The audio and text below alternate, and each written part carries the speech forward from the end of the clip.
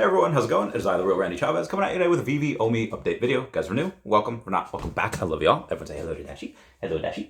Commenting, like, and subscribing is a free way to help support the channel. Non-free ways are Patreon, smashing that super thanks button down below, Patreon, and then become a member as well. Also, wraithx.eth domain name. So, we'll start off with Omi. It's about 00078 right now, still less than like $800,000 over the last 24 hours in volume. However, we did dip into the 00077s last night and early this morning. Some of my buy orders got filled, so I am at 156.2 million Omi right now. Hopefully in the next week or so I can get up to that 160 mark. Hopefully it stays down at these prices. Just my luck, it'll go up to like 0009 again when I get my funds, and then it's like, okay, well, I gotta buy up here.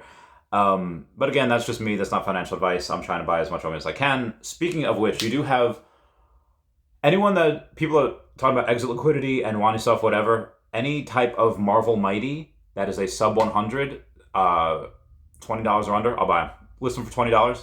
Any sub 100 Marvel Mighty, I'll buy it. And if you have Omi on the app, I will. I'll try to buy that as well, because that is a little bit harder to get, because you have to go and you take it from layer 1, put it towards on a bridge to get it go to layer 2, so you can put it on the app. It's just hard. It costs gas. If you have it on the app and you want to sell, let me know. In that same breath, I'll say, like, if anyone wants to leave the community and they're a genuinely good person, just say, like, hey, listen, I'm gonna be here and come back when you're ready. I love you. Wish them well. That type of deal. If they're in a hole, just let them go. But again, I'm just throwing that out there.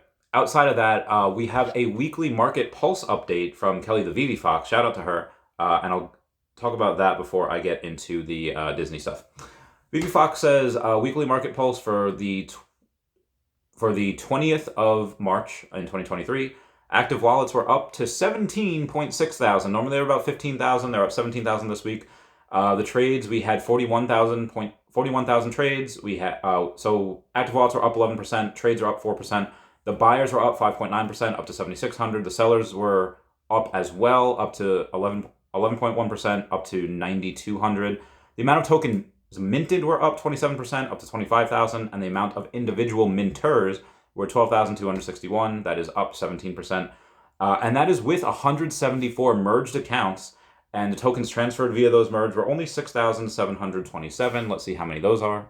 So each account had about 36 NFTs per account that's the account they were merging from.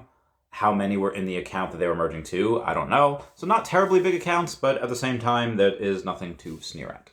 Before we get to that though, do not sleep on auctions. The Uncanny X-Men number 64, which I've been talking about for quite a while, only 1,850 were ever made. However, the codes to redeem those were, I think, 138, less than 200 of those were redeemed. And the floor is about $450. However, an auction ended yesterday for $135.10. That is literally less than 1/3 of the price of the floor. Do not sleep on auctions. Moving on. Article from the Wall Street Journal saying Disney eliminates its metaverse division as part of company's layoffs plan. The unit, once seen as developing new form of storytelling, had about 50 employees. Mickey Mouse has left the metaverse for now.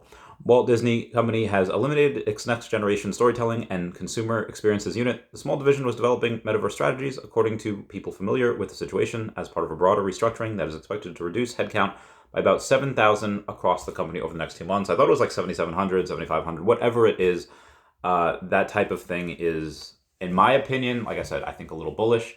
You don't want to have Disney be unprofitable. You definitely want to widen those margins. Bob Iger, in my opinion, is doing this as a quarterly game. Get shareholders' trust. Get a little bit more trust back in Disney, because you have an entire political party that is maybe not the biggest fans of Disney right now, which is fine. Whatever, politics, it happens. People are going to try to get elected in various different ways. It's really not smart to try to take on Disney, but I digress. And this has caused a fair amount of FUD, saying, Facebook's leaving NFTs, which they said they were, and it says now Disney's leaving the metaverse. Maybe, it's all about AI now, and the metaverse is not real. All right, guys, I've done this math before, but if you have, skip like 20 seconds if you heard me talk about this story. You have Mark Zuckerberg, who is not a dumb guy. Dropped out of Harvard, not because it was hard, but because he found something that would make him infinitely more money than anything at Harvard ever could. So what you see is him that is putting already about $25 billion into the metaverse as of last year, will sustain that $25 billion per year for the foreseeable future. So by 2031, he will have put $250 billion into this metaverse. And that's if it's just sustained, not if he decides to, really put his foot on the gas, which I'm sure he will at some point. The metaverse is going to be here to stay. That is not up for debate. Who's going to be the winner? I have no idea. When you have Disney that has obviously some of the best IP in the world, they had not a very good lead. That they had miles of a head start against them via Netflix, via Hulu, all these other streaming things. Disney Plus, boom, suddenly they're competing. You think they can't do that same thing with the metaverse? And again, this being said, just because Bob Iger decides to go and fire some people from the metaverse that were hired by his predecessor, Bob Chapek, doesn't mean that they are not going to be in the metaverse ever, or they're going to take years to do it. Disney very rarely ever creates its own video games. They haven't in years. They used to when it was, on like Sega or whatever system it was on. I don't know. Anyone play Kingdom Hearts? Kingdom Hearts 2, Kingdom Hearts 3? Those weren't made by Disney. Those were made by Square Enix. Same people that make Final Fantasy. Why would Disney try to go... If Disney doesn't make its own video games, why would they try to make its own metaverse? So I don't think this is bearish at all. I think, short term, sure. And it's like, well, what about the IP worlds, Randy? You've talked about that numerous times and how Disney could be a partner there. Yes, they very well could be. That being said, in the IP worlds that Veve is going to have, which should launch later this year, my guess would be by Q4, is if you're going to have a client like Disney, have it be part of the Veveverse. Like let's say not even Disney. Let's say Marvel, a subsidiary of Disney, whatever. National Geographic would be great too. Can we get a drop from National Geographic, please? They have so much content.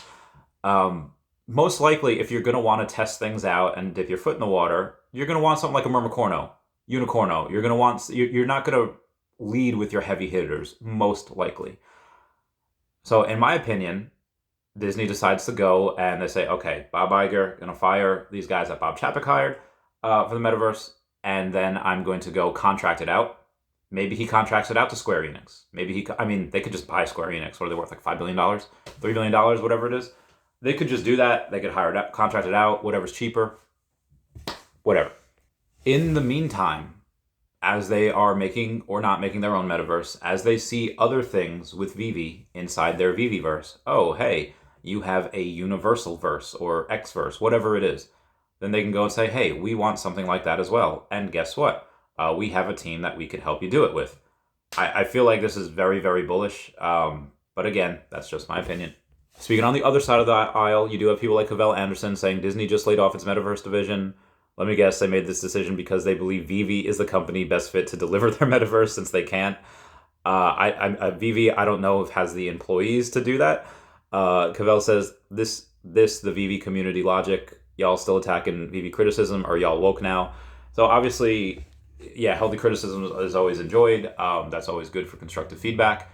I don't think anyone's making the claim that Veve is going to be the one that is going to be contracted out to make Disney's metaverse.